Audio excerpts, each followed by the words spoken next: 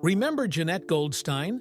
The unforgettable face behind one of sci-fi's toughest characters, and a name that quietly vanished from Hollywood's spotlight.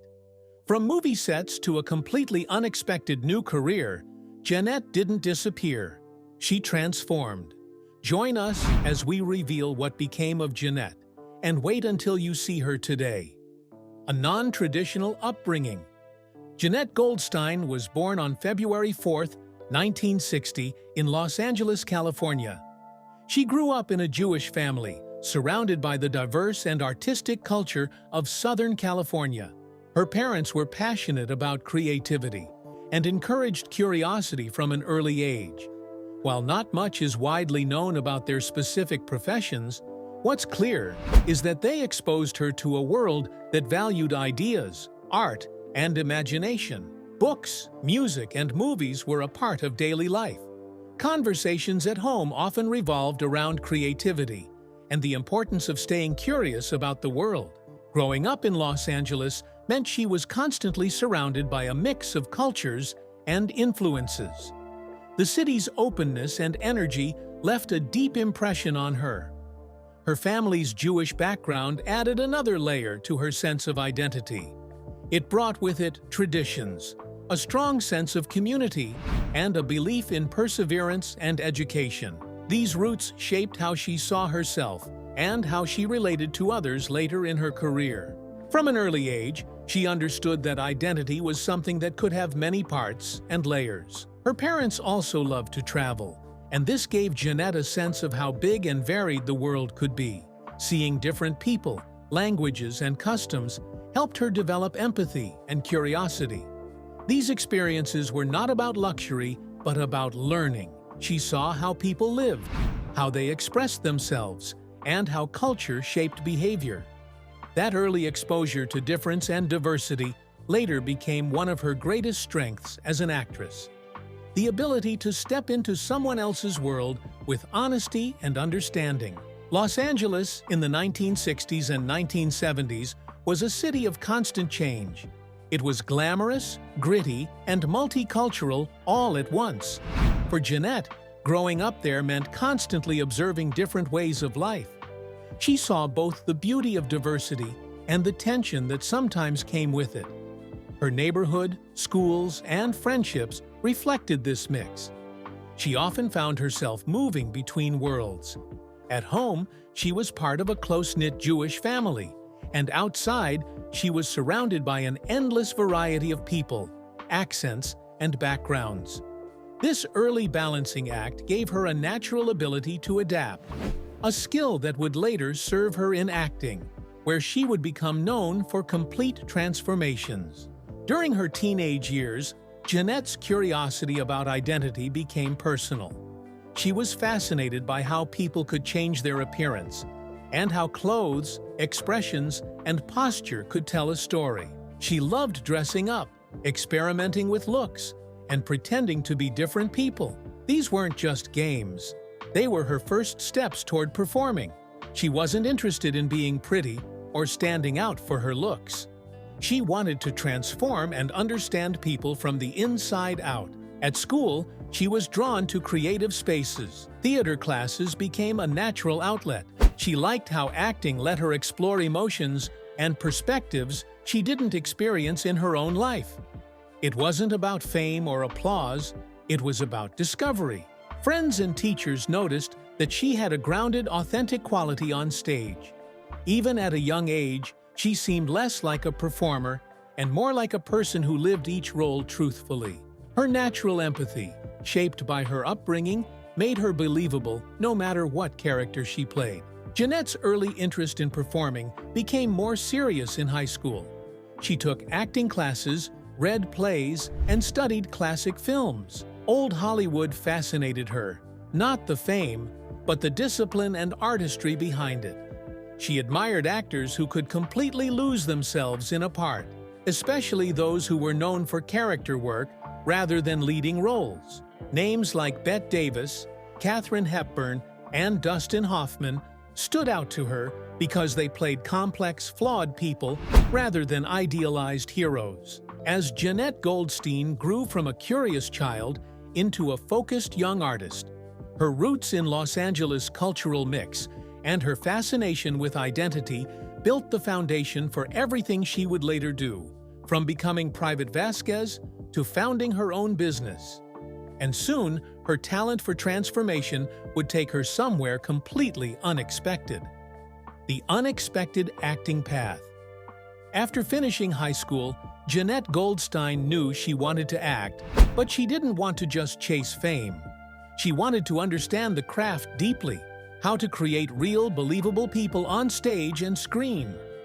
This led her to the Lee Strasberg Theater and Film Institute, one of the most respected acting schools in the world. Known for its connection to method acting, the school trained performers to use their own emotions, memories, and life experiences to bring truth to their roles. For Jennette, this was the serious step she had been waiting for. Her time at Strasberg's wasn't easy. The training was intense, emotional, and deeply personal. Students were encouraged to go beyond imitation and to live truthfully in imaginary situations. Jennette learned to pay attention to small details like how a person moves, breathes, and reacts when no one's watching. The lessons were demanding, but she loved the challenge. She wasn't there to be glamorous or popular, she was there to work. At Strasberg, she also met people from all walks of life, actors, dancers, and writers, who all shared the same goal of finding authenticity. The school's instructors were strict but inspiring. They taught her to take risks and to stop worrying about looking perfect. This gave her a kind of freedom that stayed with her for the rest of her career. Through those early years of training, Jennette began to build her professional foundation. She learned discipline, focus, and the importance of preparation. Even when the lessons felt exhausting or uncomfortable, she knew they were shaping her into a stronger, more honest performer. The world outside Hollywood, the one built on hard work and craft rather than fame, was where she belonged. In her 20s, Jennette made a bold decision that changed everything. She moved to London. It wasn't a career move in the traditional sense. She wasn't following a big contract or a Hollywood connection. She simply wanted to act, and London offered her a chance to perform on stage while exploring another culture. Life in the United Kingdom was different from California in every way. The weather, the pace, and even the theater culture felt more grounded and serious. London's theater scene was rich, historic, and demanding. It valued craft over celebrity, and that suited Jennette perfectly. She took part in fringe theater, small independent productions that often worked with limited budgets but enormous creativity. She also performed in Shakespearean plays, which required precision, focus, and a deep understanding of language. Performing Shakespeare was a huge learning experience. The rhythm and complexity of the dialogue forced her to think differently about acting. She had to find emotional truth in old words, and that challenge helped her grow. She learned how to connect with an audience through both stillness and energy, using her voice and body in new ways. Living abroad also shaped her as a person. Being an American in the British theater world sometimes made her stand out, but it also gave her perspective. She saw how different cultures approached storytelling and performance. British actors tended to focus more on technique, while in America, emotional expression took center stage. Jennette absorbed both styles, combining emotional honesty with structured control. That mix would later define her work on screen. Like most young actors, Jennette had to support herself between auditions. She took waitressing jobs, worked in cafes, and picked up any kind of work that would pay the bills. It was a tough period, but she didn't complain. These experiences gave her a closer look at everyday people and their struggles, details she later brought into her acting. She faced many rejections during auditions. Casting directors would often tell her she was too strong-looking for one part, too soft for another, or simply not what they imagined. Instead of giving up, she used these moments to build her patience and confidence. She learned that in acting, persistence mattered more than luck. What kept her going was the belief that every experience even the smallest one, could make her better. Working in restaurants taught her about timing, teamwork, and observation. Watching customers taught her how people behave when they think no one's watching. All of it became quiet research for her future roles. Unlike the Hollywood myth of sudden discovery, Jennette's path was steady and grounded. She didn't have an agent pushing her into the spotlight or connections opening doors. What she had was discipline, a growing sense of purpose, and the training to back it up. Every day she balanced survival with ambition, knowing that one good role could change everything. Her story at this stage wasn't about fame, it was about the determination to stay true to her passion even when success seemed far away. She was slowly building a foundation that would one day surprise everyone who underestimated her. And soon, one strange audition, one she almost skipped, would completely change her life. The audition that changed everything. Jenette Goldstein's big break began with what she thought was a misunderstanding. In the mid-1980s, after years of struggling in theater and small roles, she came across a casting notice that caught her attention. It was for a film looking for a Latina bodybuilder. To her, the description sounded like a joke, maybe a comedy or something unusual. Curious and willing to try anything, she decided to go to the audition. At the time, Jennette was a pale redhead with a slim build. She definitely didn't fit the image those words described. Still, she had the confidence to show up, hoping that maybe the role wasn't meant to be taken literally. When she walked into the audition room, the people behind the table, including director James Cameron and producer Gail Ann Hurd, were surprised. They were expecting a muscular woman of Latina descent. Instead, they saw a fiery, fearless actress who didn't seem nervous about being completely wrong for the part. Jennette later recalled that everyone in the room was taken aback, but instead of feeling embarrassed, she used the moment to her advantage. She started reading the lines with complete seriousness and attitude. The toughness and confidence in her voice caught Cameron's attention. She didn't try to act like what she thought they wanted. She just played the truth in the scene. That authenticity, along with her natural intensity, made Cameron see something special. The funny part is that Jennette hadn't realized the movie was Aliens, the sequel to the 1979 classic Alien. She didn't know she was auditioning for one of the most anticipated science fiction films of the decade. She walked in with no pressure and walked out having made one of the strongest impressions of her career. What started as a mistake quickly became a turning point that would change her life completely. After the audition, James Cameron and his team decided to give Jennette another chance to read. They were impressed by her energy, confidence, and ability to command attention. Cameron had a very specific vision for the group of colonial Marines in Aliens. He wanted them to look and sound like real soldiers, not actors pretending to be tough. Jennette's strength and attitude fit perfectly into that world. Even though she didn't look like the Latina bodybuilder from the casting call, Cameron saw that she could bring something real and powerful to the role. She was cast as Private Jennette Vasquez, one of the standout members of the Marine Squad. To become Vasquez, Jennette had to go through a complete transformation. She darkened her skin with makeup, cut her hair short, and trained physically to build muscle and endurance. The transformation was intense, but she was ready for it. She spent hours in the gym, learned how to handle heavy weapons, and trained to move like a soldier. The crew even gave her a heavy machine gun to practice with, so she could get used to the weight and the movement. Jennette also studied military behavior, how soldiers communicate, how they stand, and how they react under pressure. She didn't want Vasquez to be a caricature of toughness. She wanted her to feel like a real person who had survived real battles. Cameron appreciated her seriousness and commitment. She wasn't intimidated by the other actors or the action-heavy scenes. In fact, she stood out for how prepared she was. When Aliens was released in 1986, Vasquez became one of the most memorable characters in the film. Jennette's mix of toughness and calm confidence made her unforgettable. Her line, "Have you ever been mistaken for a man?" became one of the most quoted in movie history. The role showed not only her talent, but also her fearlessness. She had turned a misunderstanding into one of the most defining performances in modern science fiction. Before filming began, James Cameron sent the cast through an intense boot camp to prepare them for their roles as Marines.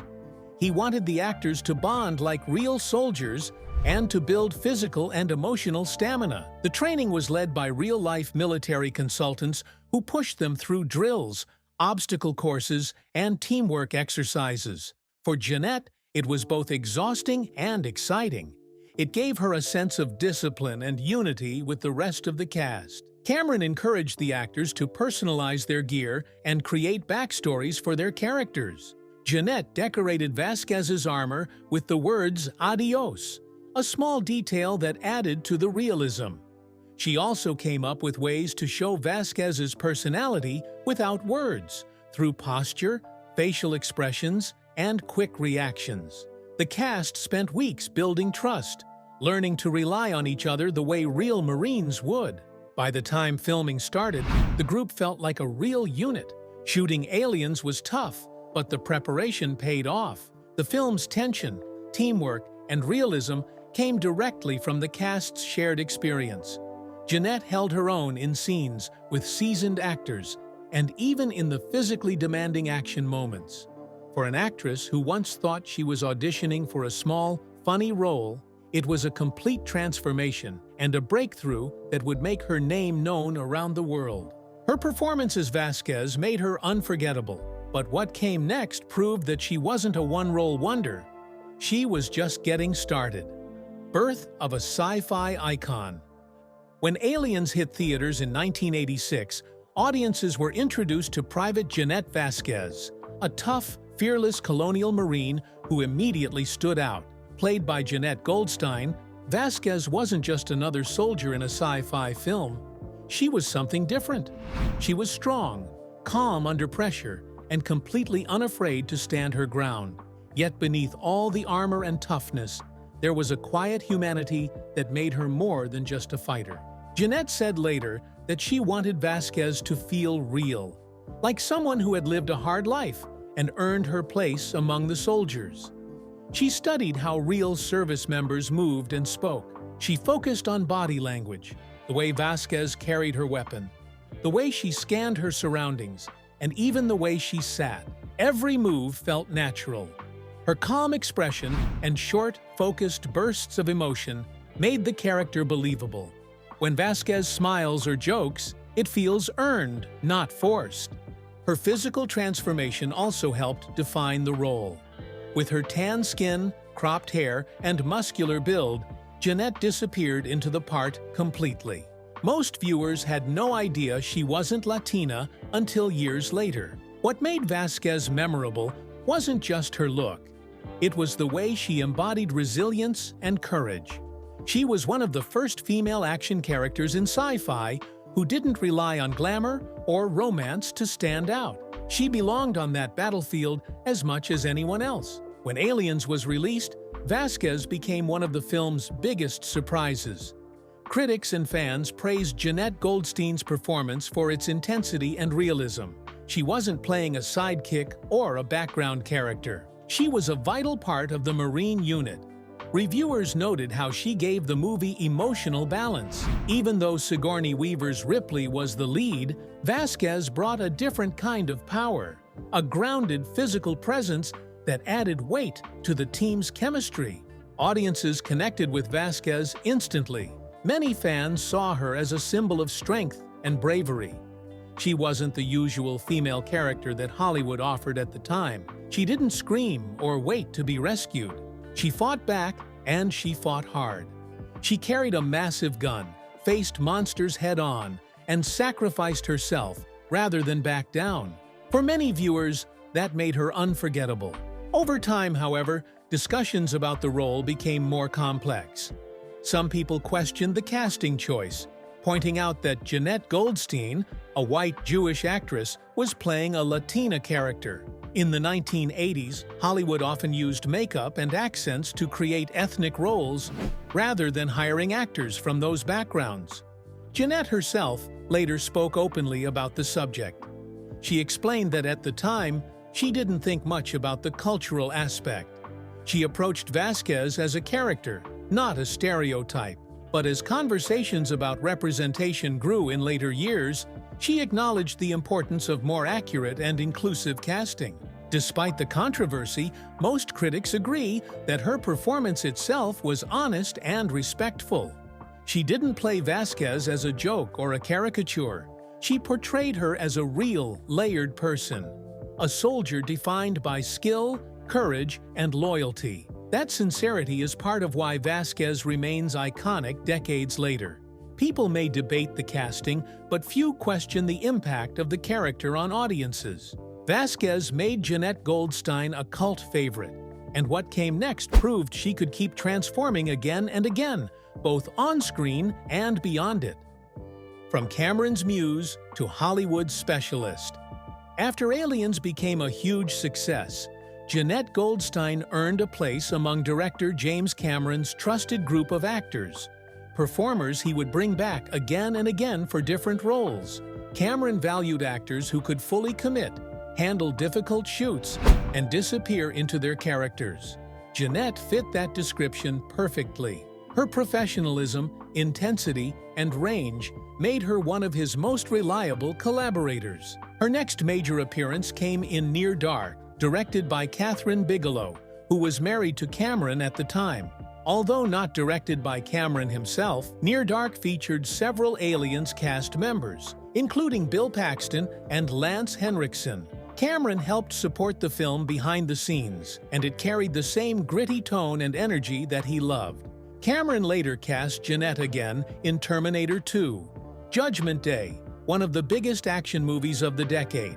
In it, she had a small but memorable role as Janelle Voight, the foster mother of John Connor. Working repeatedly with Cameron gave Jennette a sense of creative stability. He understood her strengths, and she understood his approach to storytelling. Each collaboration pushed her into new territory, whether it was horror, sci-fi, or action. She wasn't a movie star in the traditional sense, but she had something more lasting, a reputation for being fearless and authentic in any role she played. Jennette's post-Aliens career proved she wasn't limited to one type of part. She moved easily between film genres, showing that she could adapt to almost any story or tone. After Near Dark, she continued to take on roles that mixed toughness with complexity. Throughout the late 1980s and 1990s, Jennette appeared in a variety of projects, thrillers, comedies, and even television shows. She did guest roles on series that needed strong supporting characters, often bringing realism to short appearances. She also began doing stunt work and voice work, expanding her skills behind the scenes. Her willingness to take on any challenge kept her working steadily, even when the roles weren't glamorous. By the 2000s, Jennette had built a filmography filled with memorable supporting performances. She became the kind of actor who could make any scene more believable. Directors appreciated her professionalism, and fans admired her ability to stand out even in brief appearances. She had carved out a space in Hollywood where skill mattered more than fame. Despite her versatility, Jennette often faced typecasting.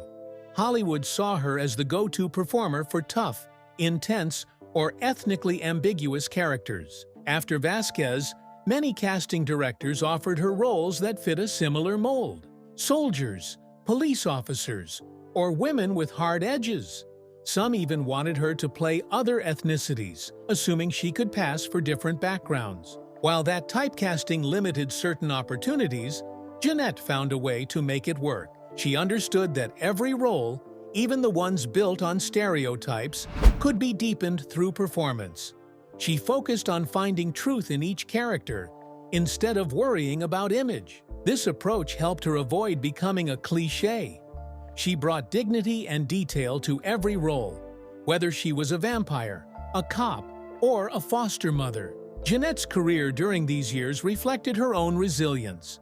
She wasn't afraid of being different, and she didn't measure success by the size of the role. Her dedication to realism and emotional honesty made her a reliable presence in every film she joined. She became one of those rare performers who could lift an entire scene just by being in it. Her journey through Hollywood wasn't always easy, but it was steady, and soon she would find a new way to reinvent herself far beyond the film world. Jennette Goldstein. After years of working in Hollywood as a character actress, Jenette Goldstein began facing a problem that had nothing to do with scripts or auditions. It was something personal and physical. She could not find bras that fit her properly. With her athletic build and fuller bust, nothing in regular lingerie stores seemed made for her. She tried department stores, specialty shops, and expensive brands, but the results were the same: uncomfortable straps, poor support, and styles that didn't match her shape. In 2005, Jenette Goldstein opened Jennette Bra, a boutique in Beverly Hills, California. From the beginning, she knew it would be unlike typical lingerie shops. There would be no flashy branding, no unrealistic mannequins, and no pressure to fit into a specific image. Instead, it would be a place where women of all ages, sizes, and backgrounds could find personal fittings, support, and dignity. The concept was simple but powerful: real experts fitting real women.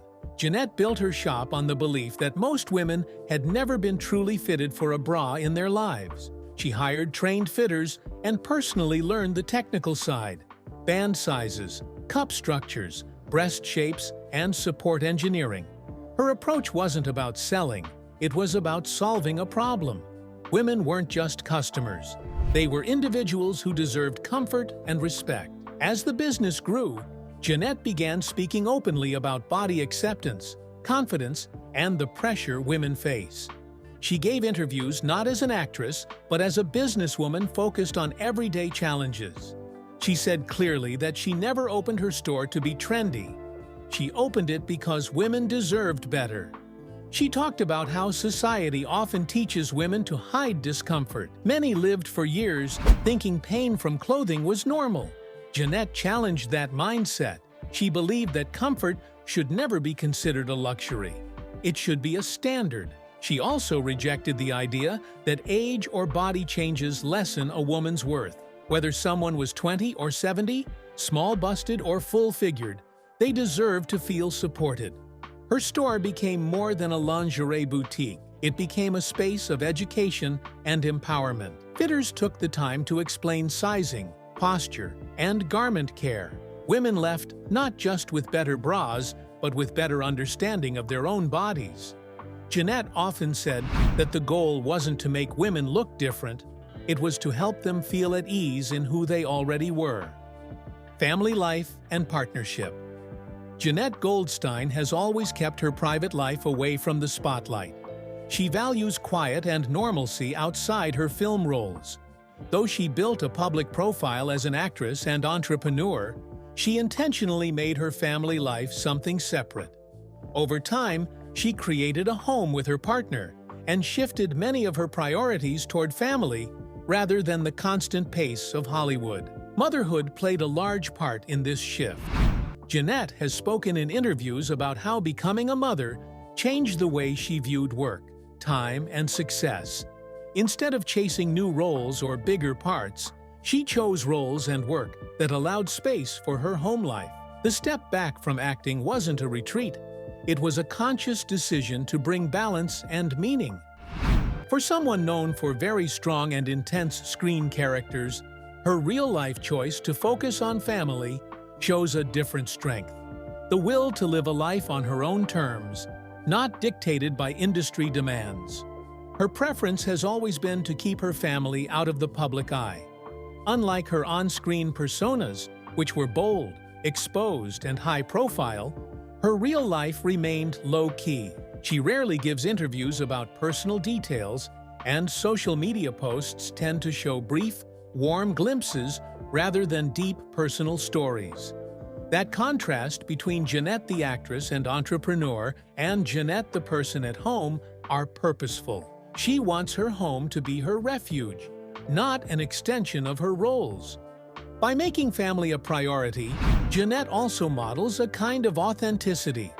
She shows that the person behind Private Vasquez, the business owner, the public face, has relationships, routines, and values that matter deeply. This aspect of her life may not be high profile, but it is central to how she defines herself. If you enjoyed this deep dive, don't forget to like, subscribe, and drop a comment about your favorite Jenette Goldstein role.